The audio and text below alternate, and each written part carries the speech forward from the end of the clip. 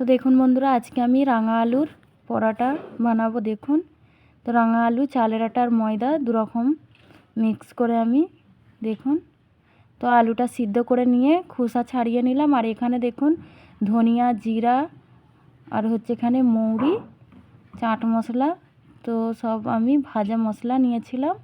ওর মধ্যে কাঁচা লঙ্কা আর হচ্ছে তেল, লবণ দিয়ে এটা ভালো করে মাখিয়ে নিচ্ছিলাম। দেখুন,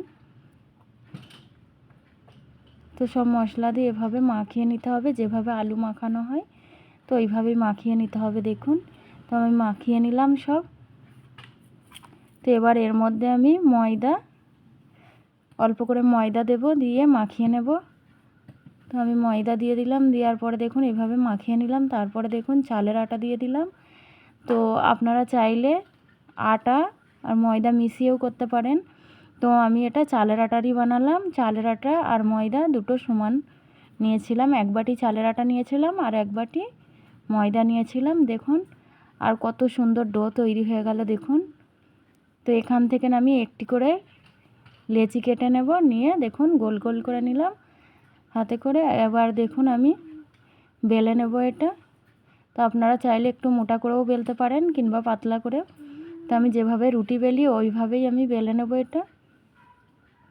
আর দেখুন কত সহজে বেলা যাচ্ছে এটা। তো সবকটা আমি এইভাবেই বেলে নেব রুটির মতো করে। তো আপনারা পুরো ভিডিওটা দেখতে থাকবেন কিভাবে আমি বানাই। আর একটা দেখুন রেডি হয়ে গেল একটা। তো পরস্পর আমি সবকটা বেলে নেব এইভাবে। দেখুন, তো আর একটা রেডি করে নিলাম আমি। তো পরস্পর আমি সব এগুলো রেডি করে নিলাম। আর এখানে কাঁচা লঙ্কা আছে একটা রুটির মধ্যে, তো যে যতটুকু পেরেছিলাম ফেলে দিয়েছিলাম। তো ওর মধ্যে থেকে সেন্টটা নেওয়ার জন্যই আমি দিয়েছিলাম। কাঁচা লঙ্কার মধ্যে থেকে যে সেন্টটা আসে ওটা খুবই দারুণ লাগে তাই। আর এখানে চাটু গরম হয়ে গেছিলো, একটা দিয়ে দিলাম পরোটা বেলা। তো আপনারা চাইলে এটা ভাঁজ করেও করতে পারেন, তো আমি ভাঁজ করে করলাম না, এইভাবে করলেও ভালো। তো এইভাবেও করা যায় কিংবা পুর ভরে করা যায়। আমি তো পুরটা করলাম না, একই সাথে মাখিয়ে করলাম। তো দারুণ খেতে হয়েছিল। তো আমি খাওয়ার পরেই ভিডিও ছাড়ি, আপনারা জানেন। তো দেখুন এখানে আমি এটা ভেজে নিচ্ছিলাম। প্রথমে আমি সেঁকে নিলাম, তারপরে এর মধ্যে আমি দেখুন এর মধ্যে সাদা তেল দিয়ে দিলাম। আপনারা চাইলে এতে ঘি কিংবা বাটার দিতে পারেন। তো আমি সাদা তেল দিয়েই ভেজে নিলাম। আর এটা যে কোনো জিনিসের সঙ্গেই খেতে দারুণ লাগবে, কিংবা আপনারা এটা শুধুও খেতে পারেন। তো দেখুন একটা হয়ে গেছে, আমি আর একটা ভেজে নেব। দেখুন, তো এইভাবে সবকটা আমি ভেজে নেব।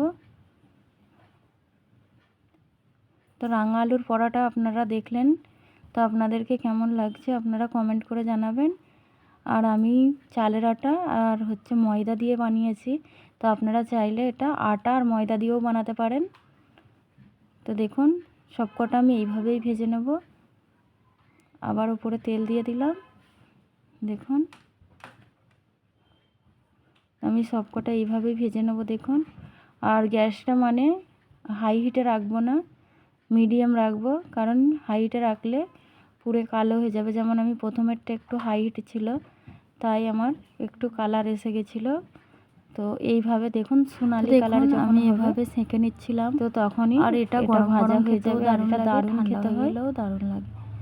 তো এটা হাতে একটু টাইম নিয়ে ভাজতে হবে, কারণ আপনার চালের আটা আছে, আপনাদের ভাইজান একদম হাই হিটেও ভাজলে চলবে না। আর একদম ভিডিওটা দেখবেন, হিটেও হলেও টাইম লাগবে। তো এটা মিডিয়াম, গ্যাসটা মিডিয়াম রাখতে হবে যাতে পুড়েও না যায় আর দেরিও না হয়। দেখুন আমি আবার ওটা একটু সেঁকে নেওয়ার পরে সাইড করে দিলাম, দিয়ে দেখুন তোর মধ্যে আবার তেল লাগিয়ে দিলাম। দেখুন এইভাবে তেলটা দেওয়ার পরে এইভাবে তো লাগানোর পরে দেখুন তো আমি আবার একটা তুলে নিলাম ভেজে। তো সবকটা আমার ভাজা কমপ্লিট। আর এখানে দেখুন ছোলা আলু ভাজা আছে, আর এখানে হচ্ছে হালিম, আর এখানে রাঙা আলুর পরোটা। তো আমরা এবার সবাই মিলে ইফতারিতে এটা খেয়ে নেব।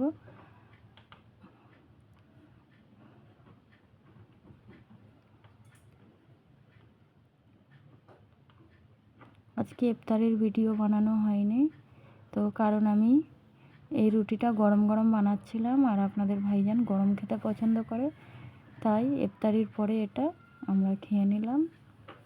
দেখুন, আমি আমার ছেলেকে খাইয়ে দিচ্ছিলাম। আমার ছেলে খেতে চাইছিল না প্রথমে, তারপরে ওকে খাইয়ে দিলাম, তো খাচ্ছে। তারপরে দেখুন আমিও খাচ্ছিলাম এখানে।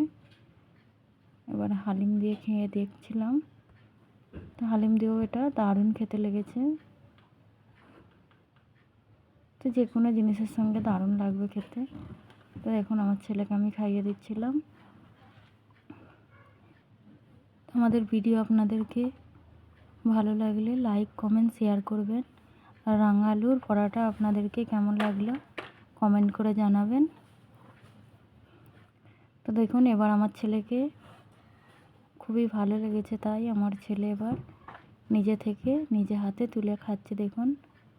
তো প্রথমে খেয়ে না দেখেই খাবো না বলছিল, তারপর